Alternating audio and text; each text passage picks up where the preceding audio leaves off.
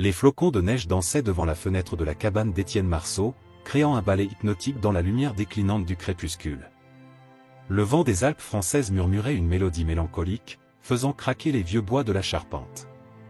Installé près de sa cheminée, Étienne feuilletait son carnet de recettes usées, vestige de sa vie passée en tant que chef pâtissier à Paris. La décision de quitter la capitale n'avait pas été facile.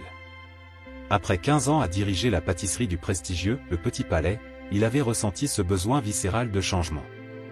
La cacophonie urbaine, les exigences constantes de l'excellence, les journées interminables, tout cela l'avait progressivement vidé de son essence. Chamonix-Mont-Blanc était devenu son refuge, un endroit où le temps semblait suspendre son vol. Dans sa cabane soigneusement aménagée, chaque objet racontait une histoire. Les ustensiles de cuisine, méticuleusement rangés, brillaient doucement à la lueur du feu.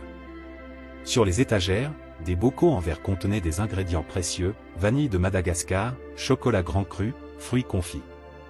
Même dans sa retraite montagnarde, Étienne n'avait pu se résoudre à abandonner complètement son article. Ce soir-là, la tempête s'intensifiait. Les rafales de vent faisaient trembler les volets, et la neige s'accumulait rapidement sur le rebord des fenêtres. Étienne raviva le feu, ajoutant quelques bûches qui crépitèrent joyeusement. Il s'apprêtait à noter une variation d'une recette de tarte aux myrtilles quand un son inhabituel attira son attention. Au début, il crut que c'était simplement le vent. Mais le bruit se répéta, des grattements légers, presque timides, contre la porte d'entrée. Étienne posa son carnet et tendit l'oreille. Un gémissement faible, à peine audible, traversa le hurlement de la tempête. Le cœur battant, il se leva lentement. Des années de solitude l'avaient rendu prudent, mais quelque chose dans ce son éveillait en lui un sentiment d'urgence. Il attrapa la lampe à huile posée sur la table et s'approcha de la porte. Les grattements continuaient, plus faibles maintenant, comme si le roteur perdait ses forces. Quand il ouvrit la porte, le vent glacial s'engouffra dans la pièce, faisant vaciller la flamme de sa lampe. Là, sur le seuil, se tenait un magnifique berger de Beauce, son pelage sombre couvert de neige et de glace. L'animal tremblait violemment, ses yeux ambrés reflétant une profonde détresse. Sans hésiter, Étienne s'écarta pour laisser entrer le chien. L'animal tituba jusqu'au feu, laissant derrière lui des traces humides sur le plancher en bois. Étienne ferma rapidement la porte et se précipita vers une vieille couverture qu'il gardait sur un fauteuil. Avec des gestes doux, il commença à sécher le pelage trempé du chien. « Comment es-tu arrivé jusqu'ici, mon brave » murmura-t-il, examinant l'animal à la recherche de blessures. Le chien ne portait ni collier ni médaille, mais son comportement trahissait une éducation soignée. Il se laissait manipuler avec confiance, comme s'il savait qu'il était en sécurité. Étienne lui donna de l'eau et improvisa un repas avec les restes de son dîner. Le chien mangea avec retenue, ses yeux ne quittant jamais son sauveur. Une fois rassasié, il s'allongea près du feu, son corps massif enfin détendu. Cette nuit-là, Étienne dormit peu. Le chien, qu'il avait spontanément nommé Maxime, manifestait une agitation inhabituelle. Il se levait régulièrement pour aller jusqu'à la fenêtre, ses oreilles dressées captant des sons imperceptibles pour l'oreille humaine. Vers l'aube, alors que la tempête semblait perdre de sa force, un aboiement lointain traversa le silence. Maxime se précipita vers la porte, grattant le bois avec une urgence qui surprit Étienne. Cette fois, il n'y avait pas d'hésitation dans son comportement. Étienne enfila rapidement son manteau et ses bottes. Quand il ouvrit la porte, le spectacle qui l'attendait lui coupa le souffle. Un second berger de Beauce, plus petit et visiblement plus jeune, se tenait là, tremblant dans la neige. Contrairement à Maxime, ce chien portait les marques visibles d'un passé trouble, son pelage était emmêlé par endroits, et une cicatrice à peine visible marquait son flanc. Ses yeux, d'un brun profond, exprimaient une peur viscérale. « Viens, n'aie pas peur » murmura Étienne en s'accroupissant. Maxime s'approcha doucement du nouveau venu, et leur interaction fut révélatrice. Les deux chiens se reconnurent instantanément, échangeant des signes subtils de familiarité. Le plus jeune, qu'Étienne baptisa Jules, se détendit légèrement en présence de son congénère. Dans les jours qui suivirent, Étienne observa attentivement ses nouveaux compagnons. Leur comportement trahissait une histoire commune, mais aussi des expériences distinctes. Maxime assumait naturellement un rôle protecteur, montant la garde près des fenêtres et réagissant au moindre bruit suspect. Jules, en revanche, sursautait au moindre craquement et évitait systématiquement de s'approcher de la porte. Un matin, Alors que la tempête s'était enfin calmée, Étienne décida d'explorer les environs. La neige avait tout recouvert d'un épais manteau blanc, mais des traces étaient encore visibles, des empreintes de pas humains mêlées à celles des chiens, formant un chemin sinueux qui s'enfonçait dans la forêt. Maxime et Jules l'accompagnèrent dans son exploration, leur comportement changeant subtilement à mesure qu'ils s'éloignaient de la cabane. Étienne remarqua que Jules ralentissait progressivement, comme si chaque pas le rapprochait d'un souvenir désagréable. Maxime, lui, semblait suivre une piste invisible, son museau frôlant régulièrement la neige. Le chemin les conduisit jusqu'à une clairière dissimulée par des sapins centenaires. Là, à moitié enseveli sous la neige, se dressait un vieux hangar. Les planches de bois grisées par le temps et les éléments semblaient vouloir garder leur secret. Une chaîne rouillée pendait encore à la porte, se balançant doucement dans le vent glacial. Jules refusa catégoriquement d'approcher la structure, ses tremblements reprenant de plus belle. Maxime, en revanche, se mit à gratter furieusement la neige près de l'entrée, comme s'il cherchait à déterrer quelque chose. Intrigué, Étienne s'approcha. Dans la neige fraîchement remuée, un éclat métallique attira son attention. En se penchant, il découvrit un petit médaillon en argent terni.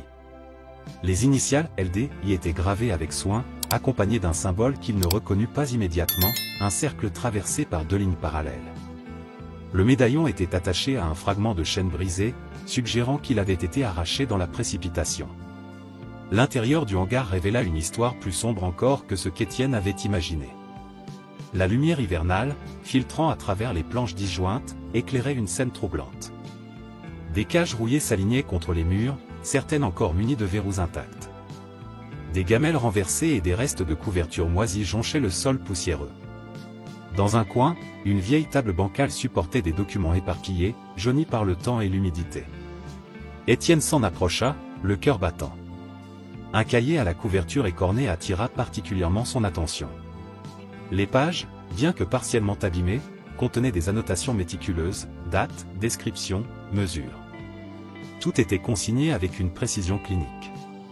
Sujet 23, berger de Beauce, mâle, 4 ans. Excellent potentiel pour l'entraînement avancé.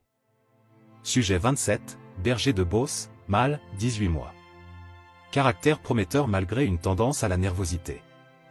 Les descriptions correspondaient étrangement à Maxime et Jules. Étienne continua sa lecture, découvrant des détails de plus en plus troublants sur un programme d'entraînement mystérieux. Certaines pages contenaient des codes et des coordonnées géographiques, soigneusement notés dans les marges. Un bruit soudain le fit sursauter. Maxime, qui était resté à l'entrée du hangar, émit un grognement sourd. À l'extérieur, des branches craquaient sous des pas feutrés. Étienne glissa rapidement le cahier dans sa veste et se dirigea vers la sortie, tous ses sens en alerte. Dans la clarté aveuglante de la neige, il aperçut une silhouette qui s'éloignait rapidement entre les arbres. Les chiens semblaient agités, mais n'aboyaient pas, comme s'ils reconnaissaient l'odeur de l'intrus sans pour autant lui faire confiance. De retour à la cabane, Étienne examina plus attentivement le cahier. Entre les pages, il découvrit une carte détaillée de la région, avec plusieurs points marqués en rouge. L'un d'eux, situé à quelques kilomètres de sa cabane, était entouré plusieurs fois, comme pour souligner son importance. Cette nuit-là, alors qu'il tentait de déchiffrer les notes à la lueur de la cheminée, un détail attira son attention. Dans un coin d'une page, presque effacée, une inscription, Programme gardien, phase 2, LD. Les mêmes initiales que sur le médaillon. Tout semblait connecté, mais le puzzle restait incomplet. Dehors, la nuit était tombée, apportant avec elle un silence pesant. Maxime et Jules, habituellement calmes à cette heure, manifestaient une agitation inhabituelle. Leurs oreilles se dressaient au moindre bruit, leurs yeux fixés sur les fenêtres comme s'ils attendaient quelque chose, ou quelqu'un. Le lendemain matin, alors que le soleil commençait à peine à éclairer les sommets enneigés, des coups fermes résonnèrent à la porte de la cabane. Étienne, qui venait de terminer son café, échangea un regard avec ses 2 compagnons canins. Leur réaction le surprit, au lieu d'aboyer, ils s'étaient tous deux mis en retrait, silencieux mais vigilants. L'homme qui se tenait sur le seuil se présenta comme Gabriel Dumont, un habitant du village. Grand et sec, la cinquantaine grisonnante, il arborait un sourire qui n'atteignait pas ses yeux. « Je cherche mon chien », expliqua-t-il d'une voix posée. Un berger allemand qui s'est échappé pendant la tempête. Étienne nota immédiatement l'incohérence, l'homme prétendait chercher un berger allemand, alors que Maxime et Jules, bien visibles à l'intérieur, étaient clairement des bergers de Beauce. Le visiteur laissa son regard s'attarder sur les chiens, une lueur indéchiffrable dans les yeux. « Je n'ai pas vu de berger allemand, répondit calmement Étienne. Ces deux-là sont arrivés pendant la tempête, mais ce sont des Beaucerons. Dumont hocha lentement la tête, son sourire se crispant légèrement. « Vous vivez seul ici ?» demanda-t-il, changeant brusquement de sujet. « C'est rare de voir quelqu'un s'installer si loin du village. » La conversation qui suivit ressemblait à un duel courtois, chaque question apparemment innocente cachant des intentions plus profondes. Dumont semblait particulièrement intéressé par les habitudes d'Étienne, ses déplacements dans la montagne, ses contacts au village. Après le départ du visiteur, Étienne remarqua que Jules tremblait légèrement, comme traversé par un souvenir désagréable. Maxime, lui, n'avait pas quitté sa position stratégique près de la porte, tous ses muscles tendus. En examinant les traces dans la neige quelques heures plus tard, Étienne fit une découverte troublante. Les empreintes de Dumont ne venaient pas du sentier menant au village, mais de la direction du vieux hangar. Plus inquiétant encore, d'autres traces plus anciennes suggéraient que quelqu'un surveillait sa cabane depuis plusieurs jours. Le soir venu, en relisant le mystérieux cahier, un nom attira son attention, Lucien Delacroix, rapport d'inspection du 15 janvier. Le texte qui suivait était partiellement effacé, mais certains mots restaient lisibles, comportement suspect, programme compromis, mesures nécessaires. Dans la marge, une note griffonnée à la hâte, il sait. Prévenez GD immédiatement.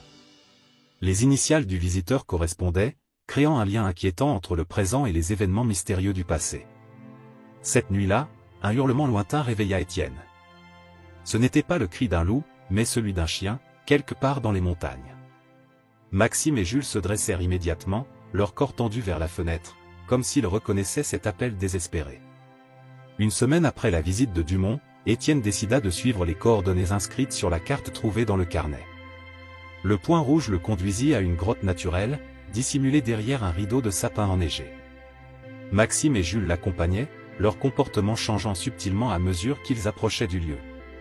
L'entrée de la grotte était à peine visible, mais des marques sur la roche indiquaient une présence humaine régulière. À l'intérieur, protégés de l'humidité, des documents étaient soigneusement rangés dans des caisses étanches. Étienne découvrit des photographies, des rapports, des lettres. Tout un PAN d'histoire soigneusement préservé. Les documents révélaient l'existence d'un réseau clandestin dirigé par Lucien Delacroix, un ancien vétérinaire devenu lanceur d'alerte. Le « programme gardien » n'était pas ce qu'Étienne avait initialement imaginé. C'était une opération de sauvetage sophistiquée, visant à libérer des chiens utilisés dans des programmes d'entraînement douteux. Une lettre particulière, datée de quelques mois auparavant, attira son attention. « Cher ami, si vous lisez ceci, c'est que vous avez gagné la confiance de nos gardiens. Maxime et Jules ne sont pas de simples chiens. Ils sont nos sentinelles, entraînés pour reconnaître ceux qui peuvent nous aider. Chaque chien que nous sauvons est porteur d'une partie de notre secret, guidé par un instinct que nous avons soigneusement cultivé. » Des photos montraient Lucien Delacroix, un homme aux traits doux et au regard déterminé, travaillant avec différents chiens. Sur certains clichés, on pouvait reconnaître une version plus jeune de Gabriel Dumont à ses côtés. Les annotations au dos des photos racontaient une histoire de trahison. Dumont avait retourné sa veste, vendant des informations à ceux qui cherchaient à démanteler le réseau. Plus Étienne lisait, plus les pièces du puzzle s'assemblaient. Les chiens n'étaient pas simplement des victimes à sauver, ils étaient des gardiens actifs du réseau, capables de reconnaître amis et ennemis. Maxime et Jules avaient été spécialement entraînés pour protéger les secrets du programme et guider les alliés potentiels vers les caches d'informations. Dans un coin de la grotte, une radio-émettrice réceptrice était dissimulée derrière des rochers. Sur sa surface métallique, un message était gravé, « La vérité ne meurt jamais, elle attend son heure ». Le même symbole que sur le médaillon y était gravé, le cercle traversé de deux lignes parallèles, qui prenait maintenant tout son sens, un symbole de résistance et de protection. Le retour à la cabane fut interrompu par une découverte inattendue. Un nouveau chien, un berger de Beauce comme Maxime et Jules, les attendait. Il portait au cou un message fraîchement attaché. Les mains tremblantes, Étienne déplia le papier, « Rendez-vous ce soir à la clairière. LD ». À la tombée de la nuit, accompagné de ses 3 compagnons canins, Étienne se rendit au point de rencontre. La clairière était baignée par la lumière argentée de la lune, transformant la neige en un tapis de diamants. Une silhouette émergea des ombres, Lucien Delacroix en personne, plus âgé que sur les photos mais portant toujours cette même détermination dans le regard. Je vous observais depuis un moment, expliqua Lucien. Quand Maxime et Jules vous ont choisi, j'ai su que vous étiez digne de confiance. Ces chiens ont un don pour juger les âmes. Il raconta alors comment il avait créé le réseau, formant une chaîne de solidarité à travers les montagnes. Les chiens n'étaient pas seulement sauvés, ils devenaient des protecteurs, des guides pour d'autres sauvetages. Soudain, des bruits de moteurs brisèrent le silence de la nuit. Gabriel Dumont apparut, accompagné de 2 hommes. Le jeu est terminé, Lucien, lança-t-il. Mais il avait sous-estimé la puissance du réseau. D'autres chiens émergèrent des bois, encerclant silencieusement le groupe. Des sifflets retentirent dans la nuit, et des silhouettes surgirent de toutes parts, les membres du réseau, alertés par leur système de communication sophistiqué. Face à cette démonstration de force pacifique, Dumont et ses hommes n'eurent d'autre choix que de reculer. Lucien s'avança, votre cupidité n'a plus sa place ici. Les montagnes gardent nos secrets, et nos amis à 4 pattes les protègent. Dans les semaines qui suivirent, Étienne devint un membre actif du réseau. Sa cabane, autrefois refuge de solitude, se transforma en un maillon essentiel de cette chaîne de protection. Maxime et Jules restèrent à ses côtés, non plus comme des chiens perdus, mais comme des partenaires dans cette noble mission. Les montagnes gardaient désormais un nouveau secret, celui d'un réseau d'âmes bienveillantes, unies par leur amour des animaux et leur désir de justice. Chaque soir, en observant ses compagnons rendormis près du feu, Étienne réalisait que sa quête de solitude l'avait paradoxalement conduit à faire partie de quelque chose de plus grand que lui. Chers amis, si cette histoire vous a touché, sachez que d'autres récits extraordinaires attendent d'être découverts. Pour continuer ce voyage émotionnel, nous avons préparé une playlist spéciale d'histoires tout aussi captivantes. Vous la trouverez en cliquant sur le lien à gauche. Si cette aventure dans les Alpes vous a ému, n'oubliez pas de vous abonner à notre chaîne et de laisser un « j'aime » à cette vidéo. Chaque jour, nous partageons des histoires uniques qui explorent la complexité de la vie et la beauté des relations entre humains et animaux. Rejoignez-nous dans les commentaires pour partager vos propres histoires de rencontres extraordinaires. Fin de l'histoire.